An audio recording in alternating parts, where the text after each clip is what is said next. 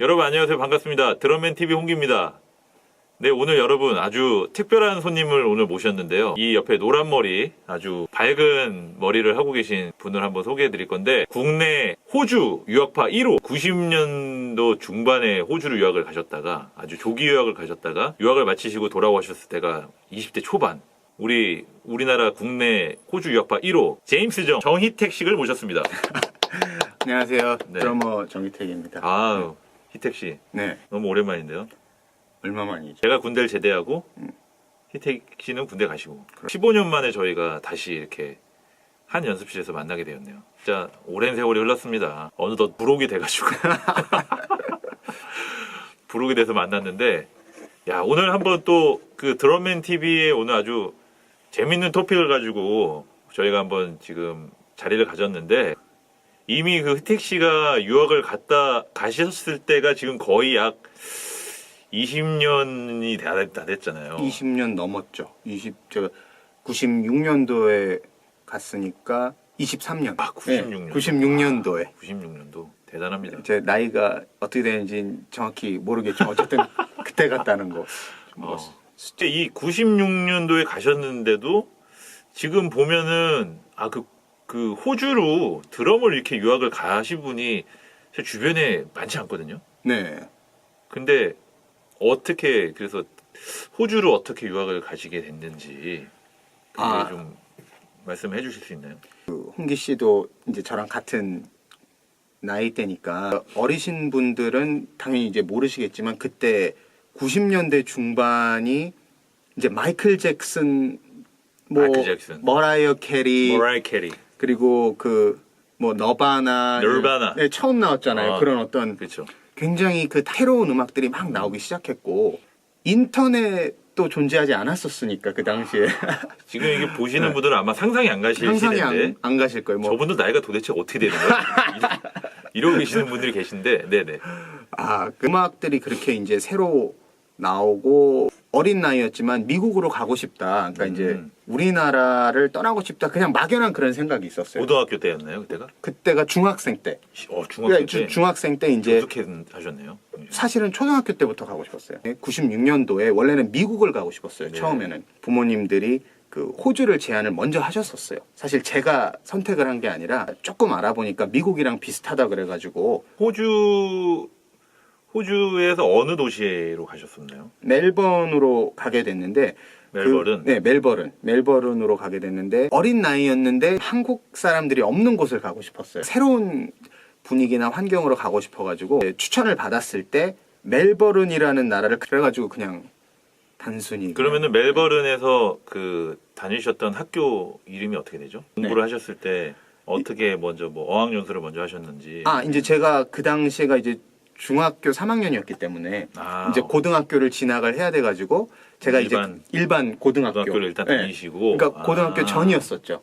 그렇군요. 네. 그럼 그때 드럼을 어떻게 그땐 드럼 치셨었나요? 세트를 처음으로 친 지 한 2-3달 정도 이후였었어요. 취미로 일단 하셨을 때. 취미로 근데 이제 엄청난 열정이 있었죠, 마음속에. 그러면은 어떻게 보면 희택 씨는 호주에 가서 드럼을 처음 시작하게 된 셈인 거네요. 그렇죠. 정식으로 레슨 받고 이런 거. 국내에서 시작하신 게 아니고. 네, 국내에서 시작은 아니었어요. 또 굉장히 특이한 케이스이십니다. 고등학교 졸업하시고 대학을 진학을 하셨었나요? 그렇죠. 거기서 이제 실용음악 오디션 실기 시험을 보고 네. 그래서 이제 음악을 본격적으로 시작을 하시는. 그렇죠. 음악 학교에 들어가셨다. 네. 그러니까 하이스쿨 밴드 같은 거를 그런 게 있었어요. 이미 그때부터 많이 했었어요. 하시고 그러면은 네. 그 호주 현지인들과 많이 하시고 100% 호주 현지인들하고만 했었어요. 그럼 네. 거의 네. 이 중고등학교 때부터 호주 현지인들과 이렇게 학창 시절을 보내시면서 그렇죠. 거기서 자연적으로 또 영어도 습득하시고 그러셨겠네요. 그렇죠. 어렸을 때부터 영어에 관심이 많이 있었어가지고 영어를 어느 정도 조금 이렇게 편한 상태에서 가가지고 그 어려움이 없었던 것 같아요. 그러셨구나. 네. 그러면은 이 드럼맨 TV 오늘 본격적으로 한번 많이 또 이제 드럼을 연주하시는 그 연주자분들이 계시지만 그 호주 하면은 보통 대부분 이제 그 대학생분들은 이제 워홀이라는 네, 워킹 홀리데이 많이 가시고 혹은 그냥 이민 많이 가시고 네. 이렇게 하는데 음악으로 또 이렇게 유학을 가신 분들이 실용음악 쪽에서는 많이 없거든요. 네. 그러면 대부분 이제 궁금하신 게 이제 어떤 학교이며 또 학비는 어떠며 그다음에 뭐 생활비나 커리큘럼 이런 것들이 좀 궁금해하실 거란 말이죠. 네, 그래서 네. 그런 거 한번 좀 얘기를 해주실 수 있는지. 다니셨던 학교에 대한 뭐 학교 이름이나 제가 다녔던 그 학교는 상자 할 때 박스 힐 인스티튜트라는 박스 힐. 인스티튜트. 힐이라면 그 언덕인가요? 네, 박스. 거기가 이제 그 호주 멜번의 한 지역의 이름이에요. 동네 이름인데 거기에 있는 이제 전문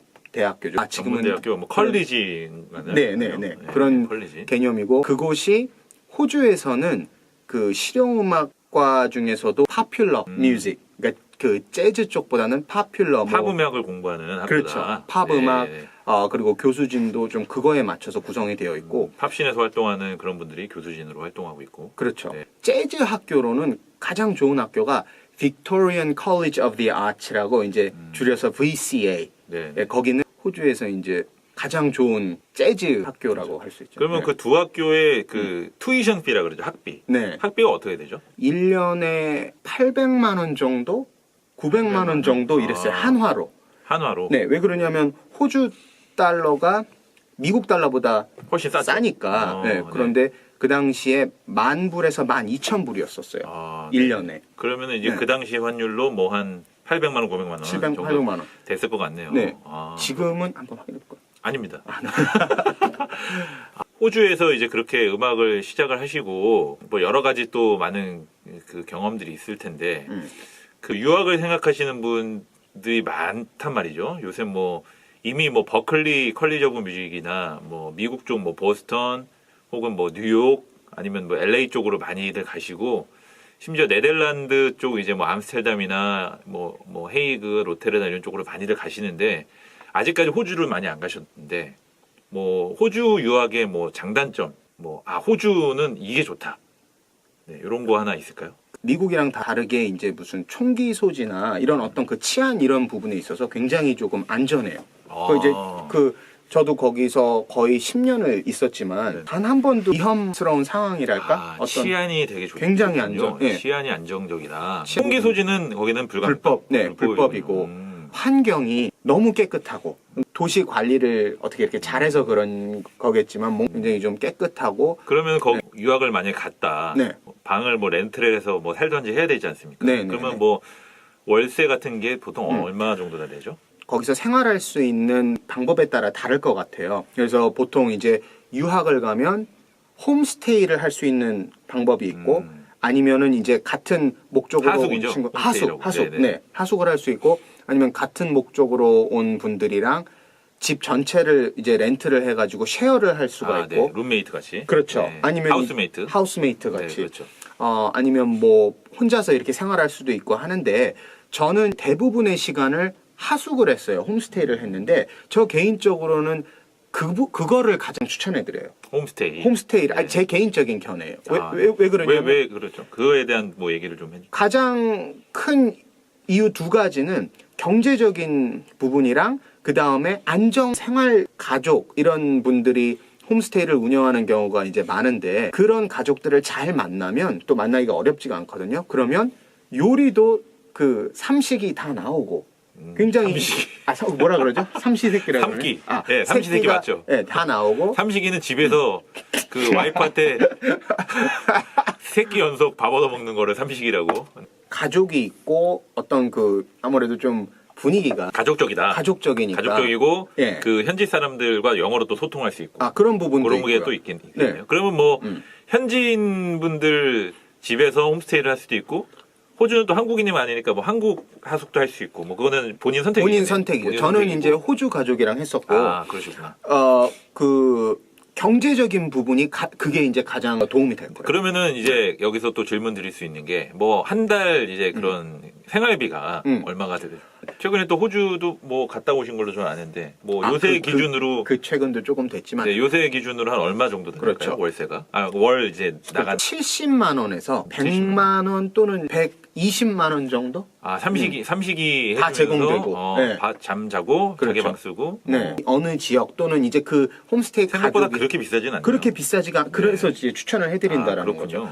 학비나 그다음에 뭐 생활비나 여러 가지 이제 유학의 장단점에 대해서 말씀을 드렸고 또 그냥 유학이라고 하면은 좀 약간 두리뭉실할 수가 있으니까 뭐 예를 들어 희택 씨가 다니셨던 그 뭐 박스힐 컬리지 같은 경우 학교를 입학을 하려면 이제 음악 학교를 입학하려면 이제 오디션이 좀 있지 않습니까? 그 네. 오디션 과정은 어떻게 그 과정이 진행되는지 좀 설명해 주실 수 있을까요? 우리나라처럼 이제 동일하게 이제 그 심사위원분들이 계신 앞에서 이제 연주를 하는 거예요.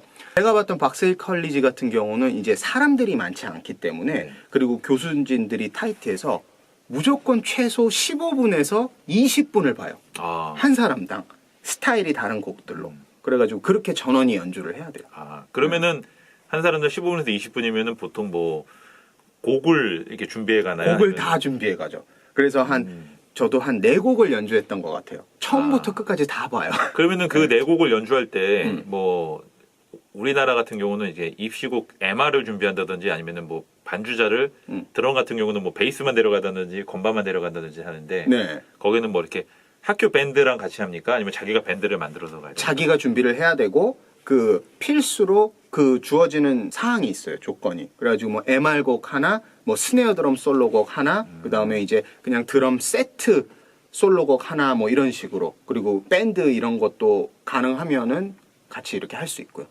그러면은 뭐 스타일이 다른 곡을 세 곡이라면은 뭐 예를 들어 뭐 펑크 뭐 어떤 곡은 뭐 그렇죠. 하나는 재즈, 뭐 스윙. 스윙, 뭐 라틴 뭐 이런 라틴 식으로 그런 식으로. 네. 장르를 좀 나눠서 그렇죠. 그렇죠. 이게 그 요새는 또 실용음악 국내 실용음악도 그 1, 2차로 나눠서 보는 학교들이 좀 있더라고요. 그래서 1차 때는 지원자가 많으니까 1분씩 보는데 거기서 이제 합격한 학생들은 2차 때는 좀 이렇게 시간을 많이 안배를 해서 15분, 20분씩 요즘에는 이렇게 보는 학교들도 종종 있는 걸로 알고 있습니다. 네.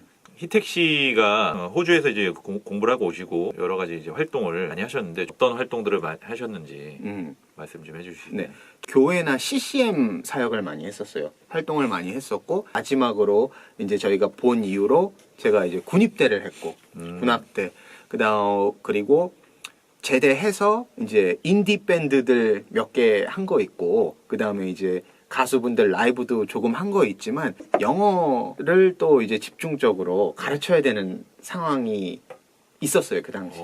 그래가지고 잉글리시. 네 그거를 또 많이 제가 해가지고 그 당시에 활동을 많이 못했죠.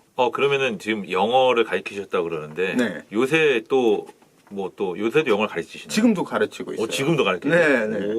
그럼 뭐 영어를 가리키는 뭐 대상은 어떻게 되죠? 영어를 뭐 우리 그냥 초등학생, 중학생, 학생들 주로 학생들, 네, 고등학생들. 이런 그러면 식으로. 그 학생들은 네. 꽤 심도 있게 영어를 배워야 될 텐데. 그렇죠. 그럼 심도 있게 영어를 가르쳐 주시는. 심도 있게 가르치려고 노력하고 있어요. 그러면은 거의 이 프라이빗으로. 그렇죠. 네. 그래가지고 그러시군요. 네. 또 제가 여기서 가르치는 장소가 있고. 또 좋은 정보를 또 주셨네요. 희택 씨가. 왜냐하면 저도 학교에서 학생들을 지도를 하고 있기 때문에 네. 그 연주자들은 또 이렇게 플레이어와 또 티칭이 또 틀리잖아요. 네, 어떻게 보면 이렇게 다른 분야이기 때문에 그렇죠. 외국 같은 경우는 뮤지션들이 막 낮에 어디 뭐 IT 회사에서 뭐 컴퓨터 디자인하다가 네. 저녁에 막 클럽 가서 연주하고 뭐 이런 것들이 많잖아요. 그렇죠. 뭐 다들 이게 투잡. 네. 외국 그 사람들 같은 경우는 음악을 하려면 돈을 벌어야 되니까 돈을 벌어야지 음악을 해야 되지 않냐. 막 이런 마인드로 또 살더라고요. 네, 맞아요. 어떻게 보면 희택 씨도 그러면 그 영어로 또 이렇게 또 수입을 또 얻으시면서 네, 음악 네. 활동도 하시고. 네, 네. 그런 마인드를 하고 있죠. 여기 굉장히 이제 그 아메리칸 마인드를 갖고 계시는 아메리칸 아니고 오스트레일리안 마인드를 가지고 계십니다. 네.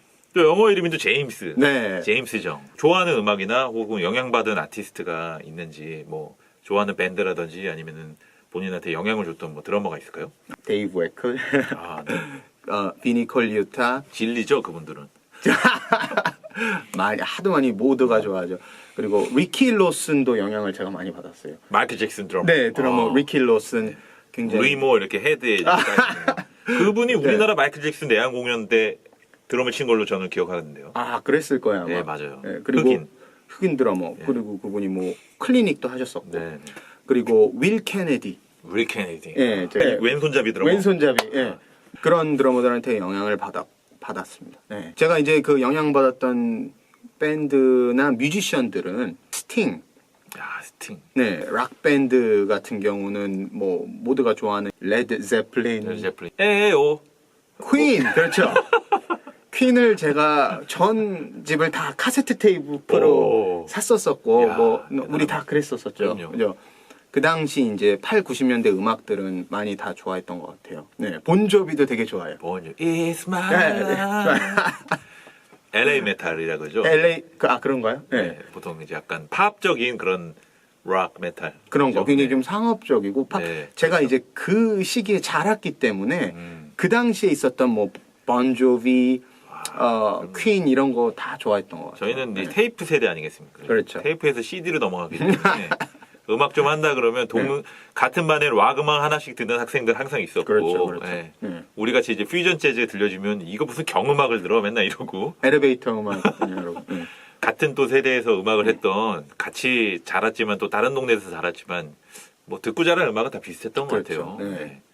그 희택 씨가 저희가 이제 2004년 막 이럴 때 이제 한 15년 전에 만났는데 네.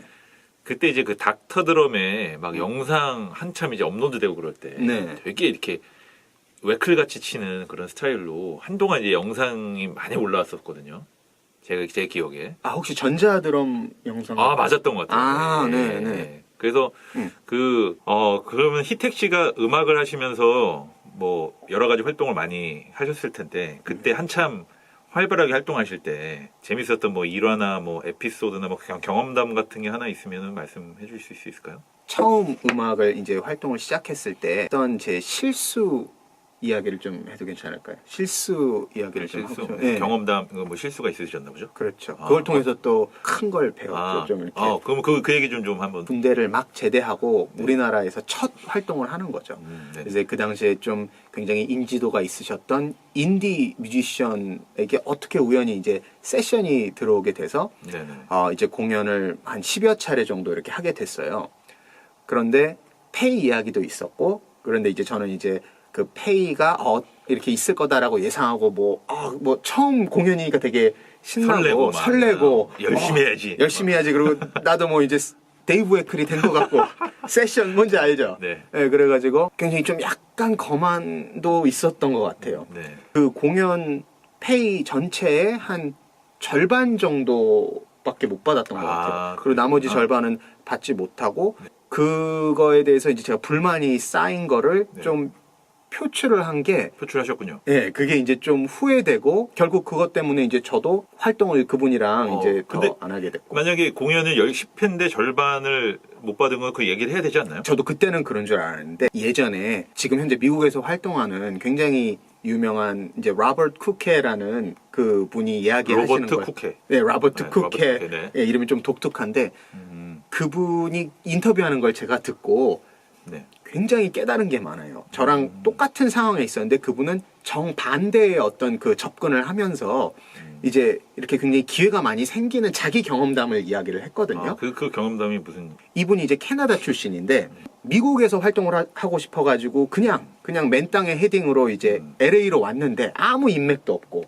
캐나다에서 그냥 운전해서 캐나다에서 그냥 운전해가지고 이제 미국에서 활동하고 싶어서 미국에서 활동을 하고 싶어가지고 물론 이제 캐나다에서는 어느 정도 네네. 경력이 있었고 네. 이랬지만 그래서 그냥 맨 땅에 헤딩으로 오고 스튜디오 찾으면서 그냥 뭐 조금 공연 있으면 그런 거 하고 그러다가 어느 날 이제 소규모 공연이 끝나고 새벽 1시에 이제 너무 피곤하고 집에 가려고 하는데 저기 주차장에서 전혀 뭐 알지 못했던 모르는 사람이 면식도 없는 사람 면식도 갑자기. 없는 사람이 뭐 드럼스틱백 가방 입고 이러니까 드러머냐고 혹시 그 우리랑 잼하지 않을 거냐고 새벽 1시에 네, 이 사람은 굉장히 지금 연주 후에 피곤해 있는 상태인데 네.